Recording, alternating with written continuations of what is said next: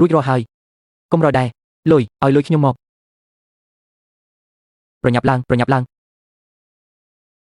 ឲ្យសាច់កណ្ដុរហិររបស់អ្នកទាំងអស់មកខ្ញុំយកលុយទៅឥឡូវរកអ្នកផ្សេងទៅផ្ទៃខ្ញុំក៏យកនាឡិកាដែរលឿនបងប្រុសខ្ញុំសូមណែនាំអ្នកកុំឲ្យទិញនាឡិកានេះចង់បន្ទាប់មកអ្នកក៏មិនគួរមានប្រពន្ធរបស់អ្នកឯងទេ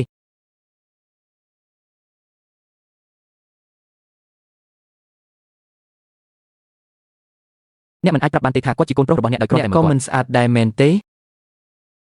កុំហៅប៉ូលីសអីឲ្យខ្ញុំនិយាយទេរបស់ទាំងនេះអាចត្រូវបានប្រើជាត្រាវីចង់ចេញទៅក្រៅជាមួយខ្ញុំហើយផ្សព្វផ្សាយពាក្យចាមអារ៉ាមអំពីពួកយើង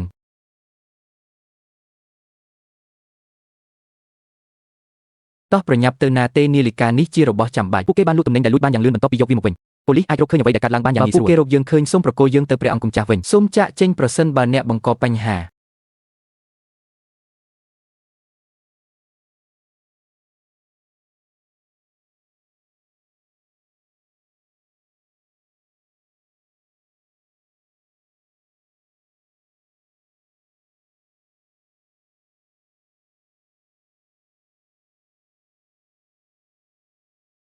សម្លាញ់ឲ្យខ្ញុំសូមប្រាប់អ្នកថាថ្ងៃនេះខ្ញុំពិតជាខឹងណាស់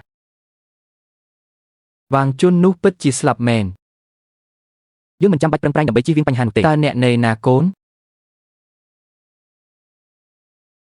ខ្ញុំនិយាយគ្នាយូរហើយបងប្រុសមិនទាន់បានទូរស័ព្ទមកផងមែនទេ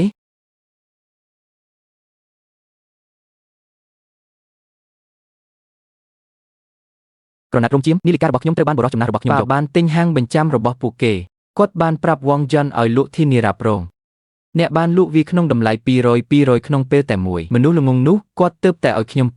ខ្ញុំលួចពីអ្នកគាត់លួចពីខ្ញុំពិតជាមិនអាចមានអាយុ200ឆ្នាំទេត្រូវទេទិញវាឲ្យខ្ញុំក្នុងតម្លៃ1400បងប្រុសឲ្យសូមដោះលែងខ្ញុំទៅមិនថាខ្ញុំផ្ដល់លុយប៉ុន្មានឥឡូវនេះទេគាត់នឹងមិនខ្ញុំមិនអាចយករបស់ដែលបានលក់ឲ្យខ្ញុំមកវិញបានទេទោះបីជាអ្នកភ្នាល់ជីវិតខ្ញុំក៏ដោយក៏វាមិនដំណើរការដែរខ្ញុំមិនអាចញញែកជាមួយគាត់បានទេគាត់មានសំណាងអាក្រក់ច្រើនណាស់ជីងមានប្រវត្តិដ៏មានឥទ្ធិពលមួយមែនទេគាត់បានលួចវាពីខ្ញុំគាត់បានលួចវាពីអ្នកវាល្អណាស់ដែលគាត់បាននិយាយដូច្នេះការមើលភាពយន្តនៅកន្លែងបែបនេះពិតជាខ្ញុំបរាជ័យប៉ុន្តែខ្ញុំបរាជ័យច្រើនណាស់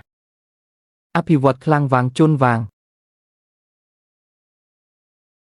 ថែរក្សាខ្លួនណាជូនបងប្រុសទី2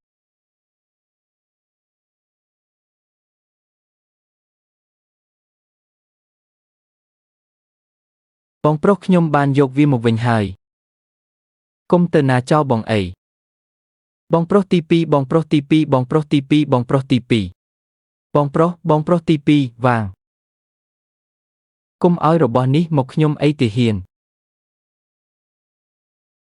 អ្នកពិតជាពូកែបង្ហាញសមត្ថភាពណាស់បងប្រុស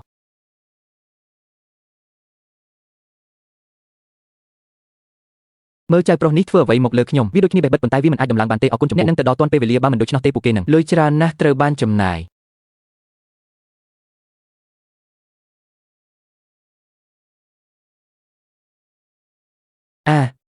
យកលុយទៅហើយឲ្យកូនស្រីខ្ញុំទៅអ្នកទាំងអស់គ្នាក៏លួចមនុស្សដែរមែនទេ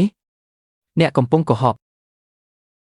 ជនល្មើសដែលត្រូវបានគេតាមចាប់ទាំងពីរនាក់នោះពិតជាព្រៃផ្សៃណាស់ជាងខ្ញុំបានទទួលថ្លៃទិញថ្ងៃនេះ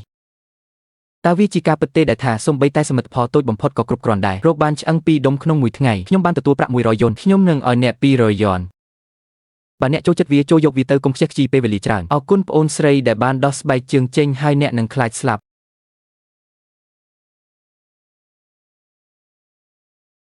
ខ្ញុំបានប្រាប់អ្នកឲ្យយកវាចេញកុំប្រឌិតរឿងហើយពន្យល់ថាដៃណាបានប៉ះវាដល់វេនប្តីខ្ញុំហើយឬនៅ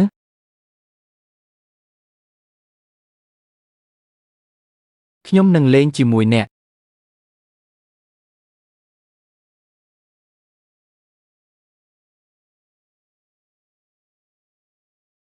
ពួកគេមិនបានសួរខ្ញុំអ្វីទាំងអស់ពេលពួកគេប៉ះប្តីខ្ញុំតើអ្នកគិតថាខ្ញុំជានរណាដែលកំពុងព្យាយាមលេងជាមួយអ្នកខ្ញុំនឹងលេងជាមួយអ្នករហូតដល់ខ្ញុំពេញចិត្តសម្លាញ់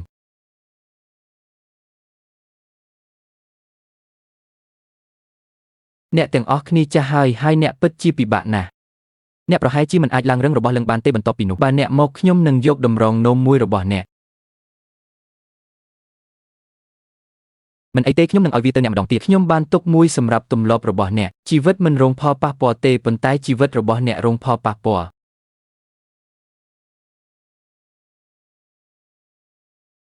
ខ្ញុំមិនប្រកាសទេប៉ុន្តែខ្ញុំអាចនាំអ្នកទៅទីនោះដើម្បីលេងមីក្រូហ្វូនមានហ្គេមជាច្រើនដែលបុរសអាចលេងបានមើលមុខតូចនោះវាពិតជាដូចជាស្រូវសាលីគ្រប់ទីកន្លែងបើឯងមានសមត្ថភាពខ្លាំងម្លេះសម្រាប់អញចោលទៅបងស្រីអូនសុខសប្បាយជាទេបងស្រីមើលពួកគាត់ទៅអនុញ្ញាតឲ្យខ្ញុំអង្គុយចុះអ្នកទាំងពីរ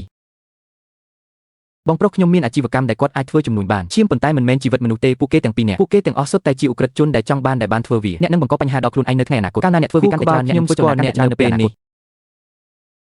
អ្នកប្រហែលជាខ្លាចគាត់ណាស់ប៉ុន្តែខ្ញុំខ្លាចបន្តិចថាគាត់នឹងក្លាយទៅជាមនុស្សឆ្មើងឆ្មៃទីហោស្ថានដ៏ស្ងាត់ជ្រុងត្រូវបានទុកចោលនៅទីនេះវាមិនខុសពីការអង្គុយចាំឥឡូវនេះទេសង្ស័យពីបទហាមឃាត់និងក្រុមខុសច្បាប់ការរៀបចំនិងដឹកនាំឧក្រិដ្ឋកម្មដែលបានកំណត់ភារកិច្ចរបស់អង្គការស្របតាមច្បាប់យកអ្នកទៅឆ្ងាយគិលានុបដ្ឋាយិកាប៉ូលីសខ្ញុំមានរឿងចង់និយាយប្រសិនបើយើងជាឧក្រិដ្ឋកម្មសង្គ្រាមប្រសិនបើវាត្រូវបានទទួលតាមរយៈការសាធារណៈកំពុងថតរឿងពីបុរាណមែនទេតើក្បាលដែលទើបកោថ្មីទៅណាយើងបានចាប់ខ្លួនជនសង្ស័យ2នាក់តើឧក្រិដ្ឋជនដែលត្រូវបានគេចាប់ខ្លួនបានទៅណាតើអ្នកណានៅក្នុងព្រៃស្ងាត់ជ្រុងនេះតើអ្នកនៅចាំផ្លូវនោះទេពួកវាទាំងអស់សុទ្ធតែភ្ជាប់គ្នាខ្ញុំណែនាំអ្នកឲ្យធ្វើជាមនុស្សល្អជាឃាតករសូមគិតបានដិតដល់អំពីរឿងអវិជ្ជមានដែលអ្នកបានធ្វើចំពោះខ្លួនឯងការទទួលខុសត្រូវស្ថិតនៅលើ White Rock Ridge នោះមនុស្សត្រូវបានគេរកឃើញនៅក្នុងឃ្លាំងដែលគេបោះបង់ចោលពួកគេបានបោះបង់ចោលវានៅជិត White Rock Ridge ឃ្លាំងដែលគេបោះបង់ចោលនៅក្បែរនោះប៉ុន្តែនោះកន្លែងនោះនៅឆ្ងាយពេកពីយើងខ្ញុំខ្លាចណាស់សេចក្តីជូនដំណឹងដល់តំបន់ជុំវិញ Yellowstone សមិទ្ធឲ្យចូលទៅស៊ើបអង្កេតសកម្មភាពតើមនុស្សម្នាក់អាចដើរបានលឿនប៉ុណ្ណាជួបជាមួយប៉ូលីសដែលអ្នកមិនស្គាល់មនុស្សដែលជួបគាត់មិនអាចចាក់ចេញពីខ្ញុំបានទេតើមនុស្សល្ងងអាចចេញបានដោយរបៀប